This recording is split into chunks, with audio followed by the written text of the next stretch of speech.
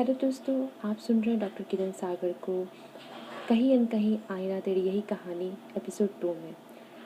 हमने स्टोरी में देखा था कि कैसे उनके पिता एक अच्छे डॉक्टर बन जाते हैं और स्टोरी में सब कुछ अच्छा होने लगता है, मतलब सब कुछ बेटर, पहले से बहुत बेहतरीन।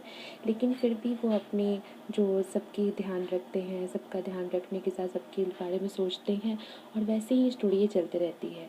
धीरे धीरे जो वक्त बीतता है और फिर सुहासिनी के पिता भी जब सुहासिनी की शादी के योग्य हो गई तो उनके लिए उनकी फैमिली में लड़के ढूंढना शुरू करते हैं। लेकिन जो कुछ दिक्कतें आती हैं कि सुहासिनी के पिताजी के इस बॉडीज़ पे सफ़ेद दाग आ जाते हैं। धीरे धीरे वो सफ़ेद दाग बनने लगते हैं, लोगों को पता चलता है, तो इसकी वजह से सुहासिनी की शादी जो है, जैसे कि सो कॉल्ड यहाँ समाज में लोगों की सोच है कि ये ऐसा होने पे लड़कियों की शादी नहीं होती, उनकी शादी में बहुत सारी दिक्कतें आती हैं। वही चीज़ें सुहासिनी के साथ होने लगी। सुहासिनी इन सब चीज़ों को झेलने लगी, घर में बहुत सारी चीज़ें फैलने लगी। मतलब सुहासिनी के बाद भी उसकी 3 बहनें थीं और जैसे हम जानते हैं हमारे इंडिया में इन सब चीज़ों को लेकर बहुत ज़्यादा इस सब चीज़ों पे लोग सोचते हैं। और सुहासिनी के जो दादाजी थे, उनकी जो पुरानी सोच थी कि नहीं, हमें अपने ही कास्ट में शादी करना है। तो ऐसा होता था कि वहाँ पे वो लोग उनके अदर कास्ट में रिश्ते आते थे, लेकिन वो नहीं मानते थे क्योंकि उन्होंने कहना था कि हमें अपने कास्ट में ही करना है। तो ये सारी चीज़ें चल रही थी और इन सब चीज़ों को देखते हुए सुहासिनी के मामा जी ने कहा, मामाओं ने कहा, सुहासिनी के 4 मामा थे, उन मामाओं ने कहा कि अपनी बहन को लेटर लिखा, क्योंकि उस समय जो था वो फ़ोन का जो बहुत कम यूज होता था, तो डेफ़िनेटली चिट्ठी का, लेटर का सीज़न चल रहा था। तो सुहासिनी के घर में उसके मामा जी का लेटर आया और उन्होंने कहा कि जब दिक्कत हो रही है तो आप पटना भेज दो सुहासिनी को, यहाँ पे उसके लड़के हम लोग देख करके शादी कर देंगे। और इस तरह से करके उसको सुहासिनी को पटना बुलाने के लिए कहा गया। तो भी उसी वक्त सुहासिनी के मामा की बेटी की भी शादी की बात चल रही थी। वहाँ सुहासिनी जब गई तो वहाँ पे उनकी शादी की बातें भी होने लगी। ऐसे ही धीरे धीरे करते करते सुहासिनी की शादी भी ठीक हो गई और सभी बहुत खुश थे, सुहासिनी भी खुश थी क्योंकि वो एक दौड़ आ गया था कि चलो सुहासिनी अब एक अच्छे अच्छे छोटे छोटे मोमेंट्स सुनने लगी थी। उसके लगा कि हाँ चलो अच्छा हो रहा है अब। सो एक वक्त आया जब सुहासिनी की इंगेजमेंट आई और वो इंगेजमेंट आई और उस पर बहुत सारे धूम धड़ाके, मतलब बहुत ज़्यादा सब मस्ती करने लगे। सुहासिनी की जो मामा की बेटियां थीं और फिर सुहासिनी की छोटी बहनें थीं, सभी मतलब बहुत मस्ती कर रहे थे, उसमें एकदम मस्ती का माहौल चल रहा था। एंड वहाँ पे जो घर में जो जो खुशियाँ फैली हुई थी उसमें ये सब चल रहा था। सुहासिनी के जो भाई थे, बड़े भाई और छोटे भाई, सुहासिनी के 2 छोटे भाई थे, तो ये सब चल रही थी और सब उसी बीच में गाने भी बज रहे थे। मतलब अच्छे अच्छे गाने हो रहे थे और उस गानों को सब सुन रहे थे और ये मस्ती चल रही थी। उन गानों में सुहासिनी भी एकदम खो सी गई थी और वो बस चल रहा था मोमेंट। उसमें चल रहा था गाना और वो गाना क्या था, क्या आप भी सुनना चाहते हैं? तो सुनिए। आज है सगाई सुन लड़की की, भाई जरा नाच के हमको दिखा। आज है सगाई सुन लड़की के, भाई जरा नाच के हमको दिखा। कुड़ी की तेरे नाल सिर माँ, कुड़ी की तेरे नाल सिर माँ, तू मेरी गल मान जा, तू मेरी गल मान जा, तू मेरी गल मान जा, तू मेरी गल मान जा।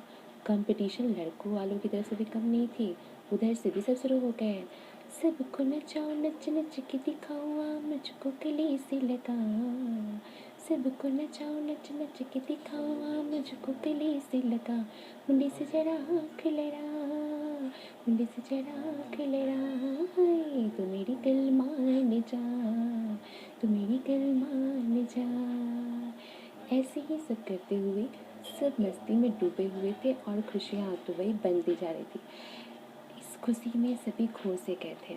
सुहासिनी अच्छे अच्छे सपने बुनने लगी थी क्योंकि हर लड़की का एक वो खूबसूरत सा मोमेंट्स आता है और उस मोमेंट्स में वो खो सी गई थी। और उनकी बहनें तो बाबा छेड़ने से नहीं रहती थी, वो तो बस ऐसे ही इंगेजमेंट के बाद भी चलता रहता था, कहानियाँ, लेटर्स, ये सब चीज़ चल रही थी। तो बहनों का तो छेड़ना तो बनता था, तो उनका भी चलते रहता था क्योंकि सुहासिनी की जिससे एंगेजमेंट हुई थी वो कुछ टाइम के लिए चले गए थे और उनका एक वहाँ से एक लेटर आया। सीधा लेटर आता था कि चल रहा है शादी वगैरह का सीजन चल रहा था, क्योंकि शादी में टाइम थी, 6 महीने बाद शादी रखी गई थी। उसी टाइम पे सुहासिनी के बड़े मामा की भी बेटी की शादी ठीक हो गई थी। मीन्स कॉल आया तो वहाँ पे तो बहनों का छेड़ना बनता था।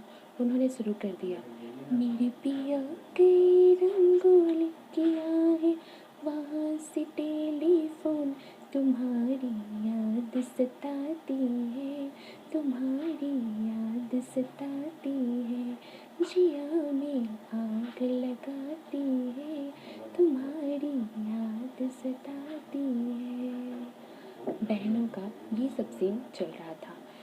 बस ये सब चलते चलते एक खुशी का माहौल इस दौर रहा था। ऐसे ही चलते चलते ना जाने कब कैसे खुशियों को लग गई नज़र और लड़कों वालों को पता चला। शादी का दिन तो रखा गया था, सुहासिनी के बड़े मामा की का तिलक और सुहासिनी का बारात सेम डेट में था, लेकिन शादी कैंसिल हो गई। अब लोगों को क्या कहें, लोगों को तो बातें बनाने की बारी थी।